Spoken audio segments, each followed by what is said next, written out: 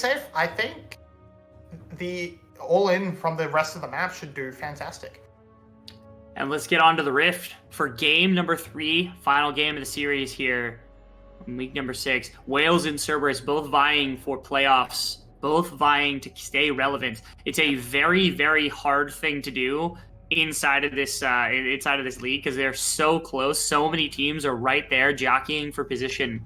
A loss from Wales would mean that we are in a complete toss-up in our final week of game. Like, it is a unreal amount of pressure that is dropped suddenly onto all of our players to try to make that qualification happen. Think about like where Secret, Flash, and then also Wales and Saigon Buffalo are trying to figure out what to do if they end up winning or losing the series. And Cerberus, again, trying not to backslide, trying not to themselves get knocked out of playoffs and try to keep themselves in a good position, as this game makes a world of difference for pressure walking into our final week of games. So someone interesting from Vit is he's gone for the Doran's ring. Doran's blade. So that indicates to me he wants to actually fight. He's picked every Doran's item. That's amazing. No, he's going to... So that really signals to me he wants to get as much pressure and try to put some hurt down onto Ron and Artemis. Gleaming Quill start from B means...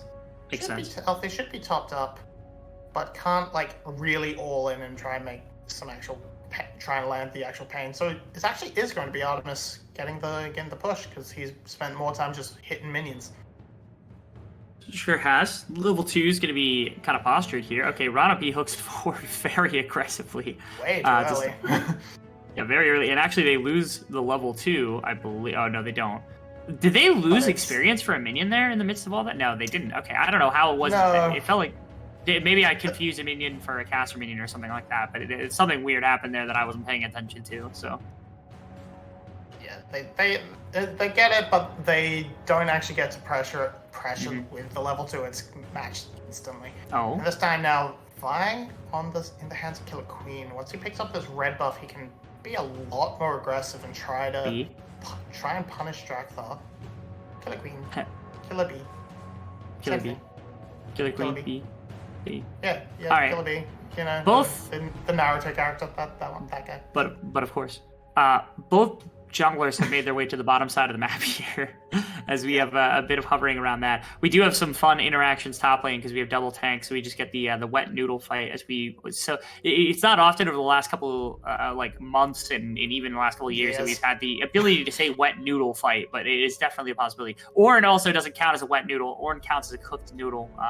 Maybe even just an uncooked noodle. I don't know. Is it easier to fight with a cooked noodle or an uncooked noodle? Neither really. You're kind of running into different problems. Like the uncooked noodle will probably hurt more, but you can't only get to use it once. Okay, so it snaps. So Nagia's fighting with a wet noodle and Pun's fighting with the box because like the box at least will stay together. Like it's not going to do a lot of damage, but it's going to stay together. Depends what type of noodle. Because if it's a spaghetti noodle, hold that. Artemis isn't. Okay, it's all fine. Everything's fine. If it's a spaghetti noodle, then yes. But if it's a pool noodle, then if it's wet, it hurts more. It's a pool noodle. See that now we're changing the noodle meta. Innovation here at the VCS English broadcast team. As Cerberus won a big fight on the bottom side, dropped a bunch of the health for Vit and B, and now they're just gonna pick up a turret plate because Draktar's here on the hover. I guess just like forgot everything up to game 1, right? They came in with such a good plan of shut down Artemis. They have put no effort into shutting down Artemis in really game 2 or game 3, and even just in terms of jungle pressure. Like you can't do it in draft when they're pretty much first picking 80 carries, but you could have put Killer Queen anywhere in the bot lane, but no, he's just faffing around in the top side, and Jackdar's just gonna sit here and throw funny sapling aliens at people, so Artemis gets free plate and gets to keep perma pressure. This is it. Just feed Artemis. That's all they ever have to do is Cerberus. That's their only strategy, but it keeps working. It's worked for literally years, and it continues. Well, I mean, work is subjective because they haven't won a title except for the Mickey Mouse split. So on one hand, it's like, okay, yes, their strategy does get them wins, but it doesn't get them championships. So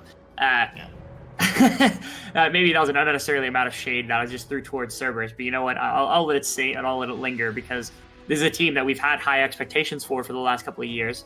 Finally having a chance to kind of live up to it here in this split, which I think is a very, very big thing. If they're able to take this series, getting themselves nearly locked, if not locked, for playoffs would be a great thing to watch happen.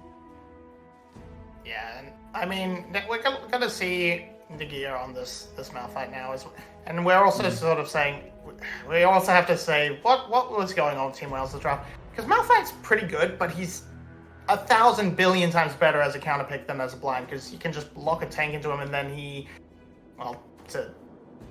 doesn't do anything, not for a while. It takes a major mistake to actually get solo killed by him as another tank. So Ornn can trade back. He does a lot of magic damage, so we'll just cut through the extra armor of the Malphite, and you're just left with a rock that's not going to be able to accelerate himself through solo kills on the side lane, and then will enter a team fight and probably get cut down pretty quickly. That's gonna just force Yato back. And Drakthar looks like he's going to go for some AP, so that might be okay, Aphelios. Do note, if you will, that nothing has happened on bottom side to prevent Artemis from picking up nearly 3 full turret plates. Yeah, which is kind of wild. He managed to get him reset ahead of Vit, and that means that Vit has just space where he can't be there when Artemis gets the free hit with the funny combo. And that's just a huge lead for Artemis, kind of for free. He even started the call, so he's going to be even a few hundred gold ahead of Vit on top of that. Yeah, this is it's gone off to a good start. It's going fantastically for Team Wales. Okay. You can tell that because they got a dragon. On one hand, I'll say I think it's big advantage that's being generated on bottom side via the turret plates that have gone down, nearly the 3rd turret plate. One thing to note is that Drakthar did sacrifice an unreal amount of pressure on bottom side that has not been responded. He's a whole level down from Killer Queen, and the reason I know that is Killer Queen ticked up as soon as that dragon got taken, and Drakthar just ticked up to 5 as a result of the camp he took right before this Rift Herald. And Vit has now gotten 2 turret plates back, not a 3rd one back, because they decided to pull this really strange lane swap between the 2 lanes that felt. I guess the intention here is that Drakthar wants to get Rift Herald. They don't think that there's counterplay to come out from Killer Queen or maybe from Glory at all at the beginning of this one. As you can see, Yato kind of has interior pressure. And so maybe their thought is like, hey, let's just grab Rift Herald, let's throw a top lane and immediately get some plates back. Because you got red-white, let's just grab turret plates. Which, it might work. Oh, there we go! Funny. Yeah. You know what I said about Malphite kills squishy targets? Don't put your main squishy target in a lane against Nikki. I think that was the plan. It fell apart. Vit has so much mobility. He's used the dash. He had to flash, but he's going to be safe. He's going to be fine. Pun does not have the same instant response. And I don't know if their thought process was like, oh yeah, Team Wales is going to have to back and they're going to have to respond to us with their bot lane, and then Nagia just flash ults him, and it's like, okay. I mean, yeah, that's what I thought Wales was going to do. Try and match them, but be slow to the match, and that was going to work. And then I saw Nagia and B going up, and it's like, they're going to try and hold. They just win. They saw men, they kill men. And man was killed. They threw 3 flashes at it, but boy, is man dead. Yeah, very dead, and it shuts down the Rift Herald play, which was an attempt at trying to get turret plates. In fairness, another turret plate did go down. Artemis got the first one off that tower, so Artemis has picked up 3 turret plates solo this game, which is something. And honestly, the real play should have probably been the transition into bottom side, where they pull a 3rd plate, they get half of the 4th plate, and then they drop Rift Herald and get the whole damn tower. That would have been a really good play from Cerberus, but they can't, because now that that's not on the table, they have nothing to do unless they win the fight that's currently brewing in the river as we pan our camera up. It's like they're going for a dragon that's not there. You got 2.5 minutes, guys. Okay, that's going to be a play. Immediately on Artemis. Artemis dies. There's nothing else to be done. And now the cleanup from Vit on the opposite side, good ultimate from Drakthar is going to deny that one. But poor Vit. Team Wales turned this game on its head. It looked like Cerberus had such a solid game plan of being like, oh, let's move Artemis around. Let's move around like Caitlyn and let's get some turret plates. That's an ultimate down onto Drakthar, who's going to get knocked up. He's going to chain CC, and he's going to die. And there's nothing else to be said about it as Cerberus goes off to a very quick deficit. Wales punishing them around the map. Killer Queen so much more active on this Vi. They just went and said, okay, death ball time. We're just gonna group up as 4, I suppose, and try and run at people. They have so much immediate burst that they just, when you see Nautilus, Drakthar, and Artemis, you're just like, okay, we only need to kill the Aphelios. What the hell are the other 2 going to do? Nothing. That's what they're gonna do. Yeah. Sweet Fanny Adams. Poor Vit. He tries to get involved, but he doesn't get anything. He gets to clean up a minion wave. That's what he gets. Yeah. You know what Killer Queen gets? 2 kills. Yes, that's correct. And in the midst of all that, I think the real hero actually was Glory, because I think Artemis was ready for everything except for Glory flash ulting him with the anti-stun. Yeah. Was the one thing that was missing from Artemis's calculations of the equations of what was going on there. There we go, underneath the tower. A couple of turret plates going down.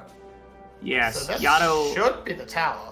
It should be. They might get it afterwards. This is a big potential play going through if Artemis is able to pick up first tower. Yeah, with the support of everybody, like this is just going to be Artemis grabbing up the turret, which got the 3rd plate off the tower. Then the charge comes through and split the gold, but gets first tower gold completely of his own. So 2 deaths for Artemis in this game, but they have absolutely juiced him when it comes to the gold department. So like when we get a chance to see what that looks like, now Nagia under some threat from Pun, but unfortunately can't go into the tower. So no brittle proc to come through, nothing else to really come through. Instead, it is just Pun walking away with nothing but a very damaged Nagia across from him. Yeah, but Pun will just always have full control over this lane. Nagia can't trade really with Pun, because you walk up to him, you get hit in the face by the Bellows Breath, you get hit by the Brittle proc, you've just lost the trade instantly. Now, this dragon is going to come up, and there are some very tanky people on this team. There are very tanky on both teams. So, this individual Drake might actually be kind of important. Now, Team Wales is completely in the area and has first push, so they're going to get it. Instead, Artemis, pretending he's playing Caitlyn, is going to go straight for the top lane turret, try and get the gold. This time around, they're burning people so Nagia doesn't just insta-kill him once again. Okay, should be safe. I mean, he has ultimate, he has flash. I don't think they can kill Nagia. Oh, can't they? Yeah, I mean, if they really wanted to, they could probably use the W from Drakthar to try to break aggro, and instead they just decide, okay, let's trade Dragon for the single turret plate that just got pulled off by Artemis. They're really trying to load gold into this Aphelios and get him, jumped up into the next tier of items before anything else. Fun. Yeah, I mean, what's that really gonna do? I love this little exchange happening. Okay, he just got ulted underneath of his own tower. Okay, all right, interesting. Killer Queen, is he just gonna ult him? Is Pun like what? Why? What? Huh? What? Well, that's okay. What are you doing? Did Pun like sleep with your girlfriend or something? What in the world was that? That was the most like telegraphed dive of all recorded human history against the nearly 70% health Ornn. What in the world were they thinking? Why did you do the dive after Tibbs had already been born as well? What were they? What? And now they're gonna kill it. They're gonna kill okay. B. Vit and B are going to get cracked far enough back that it's not going to matter. TP in for 2 different kind of directions is going to buy space. Red-white from Artemis it actually rips through a lot of the tower, but no ultimate, no Tibbers to be able to utilize here as they're going to get pulled in. Zoni's going to prevent B from going down. Miasma enough to kind of destroy everything else. And Pun does have Jack Show, does have it stacked, but not going to push for anything else. There's just a bunch of damage on the tower that gets dropped as the tower is just... No. Yeah, nobody ends up doing anything. Okay, that play was strange, not weirder than that bot side dive, but that was a bit of a fumble as well. But this time, Team Wales actually can chain this into a neutral objective because there's a back from Yato and nobody else on the map can really remain here on the side of Cerberus.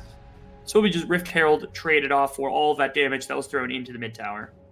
Yeah, that's going to work out pretty much even. A bit extra gold on top for Vit, as long as Skill Queen picks up. Yes, he does. So, yeah, I actually want to say this is actually a game where I kind of would have liked Glory to sort of not go Rod of Ages, but just go Leandri's, maybe a Seraph's for some extra, if you want that extra defense in place of it. but because, my god, there's so many tanks. It's so many tanks. If you had a Leandres, maybe you actually put enough hurt into Pun to get him low enough to actually be diveable. I don't think so, but now Cerberus, once again, they're going to try and make sure Artemis can hit turrets, because that's all they want him to do. Run up mid. B's going to pull this out, though. Vit's going to clear it up. They're not going to commit too hard. Cerberus, you do know that, like, Tristana exists, and Caitlyn exists, and Ziggs exists. Like, you could be... For example, they did hover Caitlyn, and then they're playing. They're playing tower destruction composition with an Aphelios, which honestly is working out much better than I thought it was going to. But it is a little bit.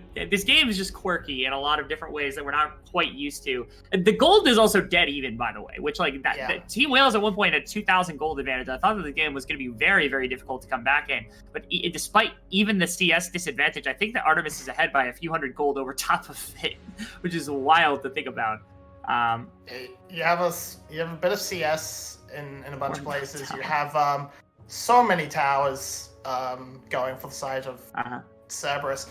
I guess the plus side is if Team Wales do win a fight, and at even gold they absolutely can, there's a lot of gold to turn that into. On the map in terms of standing gold. They're gonna try to kill Pun once again. Again. Okay, this time it's working out a lot better.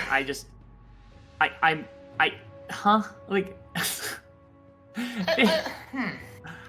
did he do? I get that that's a punish and that's a kill coming through right there. They burned both ultimates for it, and it's at the cost of mid tower. Like, mid tower is just dead because of that play.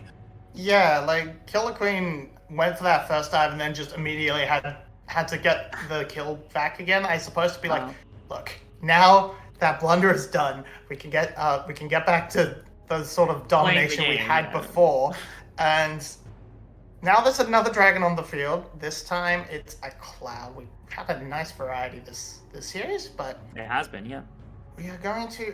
It's gonna be. But yeah, once again, it's not a sort of dominate team. It's even this time, it's even less of a team fight soul. So it's not the great win condition for Team Wales to work with through this dragon stacking. The benefit of this is that you have you have a death ball and a not death ball, and both teams want that because the death ball wants to run at you faster, and the team without the death ball wants to not get run at very fast. So being faster just makes them relationally fast. If they do get it, it means Zeri pops ult and can catch up to the the engage that leaves her so far behind. Rift Herald gets very little right there, and only just now Team Wales are kind of walking in. They do get the setup on the way out, but that wasn't a very long amount of time that they had. And actually, are they just walking up mid lane? There's no way to pressure. They might just give Cloud Dragon, which is of interest because Wales is at 2 dragons. They're going to be at 3 dragons. And Yano just kind of wants to shot swap and stops it. Again, Cerberus is so focused on these towers that they just do not care about anything else on the map, it feels like right now. And they're going to get it. Like, they're going to get the tower. Gonna get top because they've committed all 5 people to it.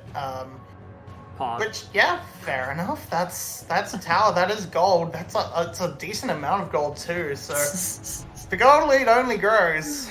It grows and grows and grows. But they might have just given up mid tower. Oh, the wave isn't quite there. Killer Queen. It's Pun. So they're not gonna dive Pun again. No. Come on, man. Like, what in the world is going on? All right. They at least get the tower for their troubles, but I was really worried they were just gonna get killed. Yeah, luckily it was only Drakthar in the response to sort of back up Pun, so no real damage to follow up. I guess this time, if they had the opportunity, Killer Queen would have had someone who benefits from the Black Cleaver with him, with Vits in there. But it's a tower trade. It's an extra dragon. It's gold positive for Cerberus, but a bit more pressure for Team Wales to work around with. So we're gonna have to see if they can utilize that as the game progresses. Fight for Wolves begins. Vit wins because Killer Queen didn't actually want to fight Wolf. This has been such a weird game from Cerberus for me, where it's just like Pun is getting dove randomly. They're going exclusively for towers. They're not fighting for neutral objectives. They really are just fighting, like jockeying for like gold position in this game.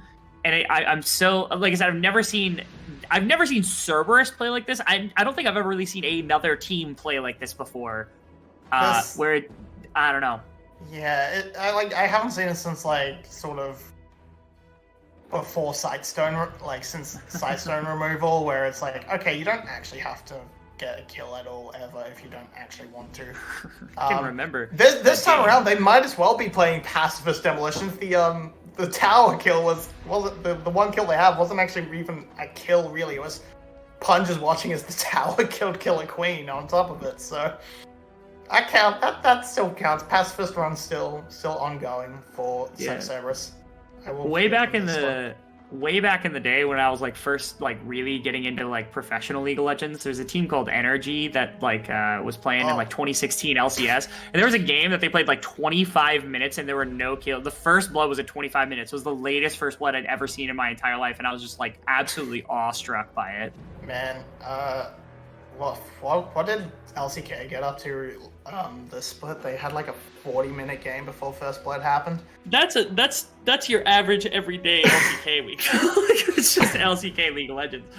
Man, LCK it's fun. It's fun. They've gotten a lot better, but every so often they just have those literally can't kill games, and you're just like, LCK. This is the equivalent of an LCK game right here. Look at this. It's 21 minutes with 5 kills, Mobby. That's like 1 every 4 minutes. This is not the union mandated like 2 kills every minute. Okay, like this is not all right.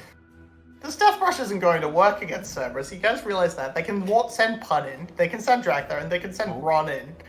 They're not going to send the 2 people that you want to actually burst in. For a moment there, I was actually highly convinced they were going to flash engage Pun. I was like, what did Pun do to you? Seriously, guys, like we're joking.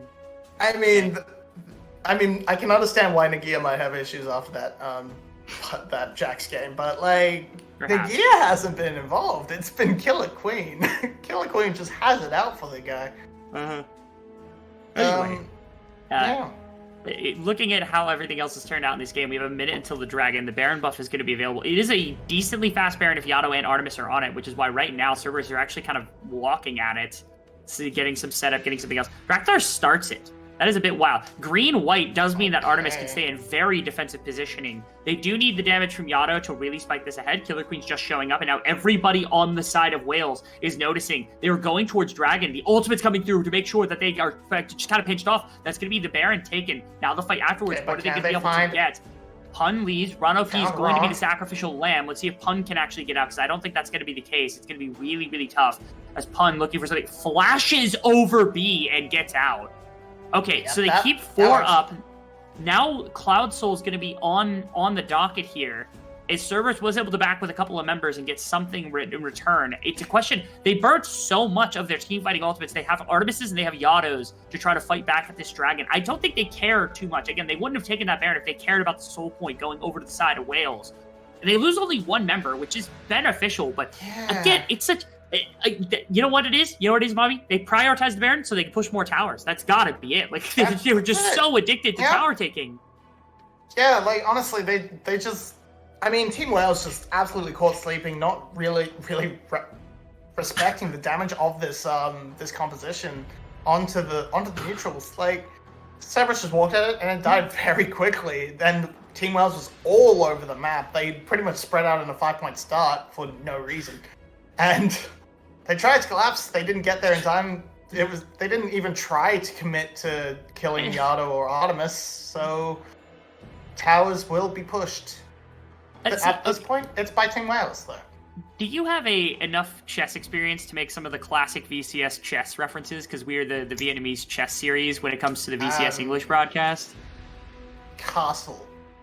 Okay, okay. I've watched the Queen's Gambit. That's about the best I've got. Google en passant. That's So the reference I'm going to make here is that basically Cerberus has traded all of their pieces. So they just said, okay, bishop for bishop, knight for knight, queen for queen, rooks for rooks, and they're just like taking an endgame. That's what they've done here, which you don't always do. You usually don't do that just like right off the riff. You don't just say, let's just trade into an endgame and see who wins.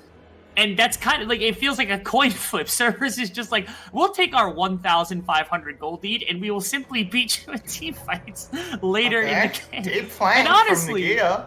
It is a very deep flank, and also on the wrong side of the map. Because Cerberus can always kite up instead of down. Cerberus is Oh, also but getting Artemis. a bit of vision. Okay, yeah, okay. Can Nagia find Artemis? Because Killer Queen is That's getting a knocked huge out. He's gonna get Cerberus! CC'd. Big like, oh, Glory actually kind of gets wrecked, and nobody's touched Artemis, who's in the backline, just kind of delivering damage into everybody. Drakthar goes down, he's blocks playing of so low much health bars. He's the only one remaining. He doesn't have the ability to step up. Nobody's able to give him the space. As Artemis he fired a bunch of damage and was able to get it, but they just don't have the ability to clean off any additional kills. As Team Wales wins a massive team fight and is going to be able to push down, bear down on mid tower. Yeah, the big rock man, he comes in, kills Yado, and then just walks at Artemis, daring him to hit him. And I mean, Artemis hit him, but Nikki was just like, okay, I don't care, I don't care. Watch this. I literally do not care. Look how clustered this is. And look at the Annie stun. Annie got 3 there. Nagia so didn't even have to worry about it. It was so good. Also, but yeah, we saw Pun and Drakthar both dive in to kill Glory after Glory got hit by the Petrifying Gaze. Okay. But you needed to peel for your carries. That was the point of this team comp, and you just left Yado to die. You left Artemis to get walked at menacingly, and it's a kill. It's a tower. It's a bunch of kills and a tower. Team Wales is fine. They're happy. They're now actually in the lead. That was also the hardest 1v9 angle for Artemis in the world, because he's sitting with a bunch of low members. Everybody was below half health on the side of Team Wales, and he had Severum Infernum. Onslaught Infernum is like, that is literally, I'm spinning with a flamethrower, killing everybody around me in a zombie apocalypse levels of I'm putting out teamfight damage, and he couldn't do it. He couldn't stand forward in the fight enough to get good kills. If he's Jinx right there and he kills one person, he kills the entire team. Like, he goes absolutely insane. They just weren't able to level it up. As Rano P, okay, good hook from Rano P. The flash and the ultimate from the Maokai maybe felt a little unnecessary, but okay, that's fine. I don't think Rano P really needs the flash for the ultimate anyway, unless he's trying to get onto Zeri. Man, How do you justify this from Cerberus? Like, what am I supposed to say? Like, they have played such a weird style of League of Legends this game. Pacifist run. They've been playing Undertale. They completed their genocide run in game 2. Now they want the pacifist run. I'm just saying how it is. But now it's kind of a bit of a trouble for Team Wales. They have to sort of deal with this split map of the Pun V9? Not so much the towers, not so much Pun, who once again he wants the towers. Guess who's on the way to defend it first, too. Guess who's on the way to defend it? It's Killer Queen. He says, no split pushing allowed. Get off my map, Pun. You're not allowed to be here. But you have you have Baron coming up. You have Elder not too long after that. This could be this could end up bad if Team Wales makes the mistake of going Baron for Elder trade. I've seen too many teams do it, so I'm always. This feels like a scrim. This feels like a scrim where Cerberus is just like, let's practice late game. Let's practice 30-minute gameplay where we're down in gold. Like, it's such a weird environment that we have created in this game. The vibes are not on in this one. I do not enjoy the vibes of the game that Cerberus is putting out so far. And now, at least, I mean, for Cerberus, they're getting closer and closer to the point where it's Team Wales shouldn't be able to burst them. There's now getting a third health item for Yado. There's a Bloodthirster shield now for Artemis, and with a Severum on top, he just has an extra health bar. There is a Baron spawn. They can start it up, but if I'm Cerberus, there's not quite enough time for you to just abandon it and leave. Okay.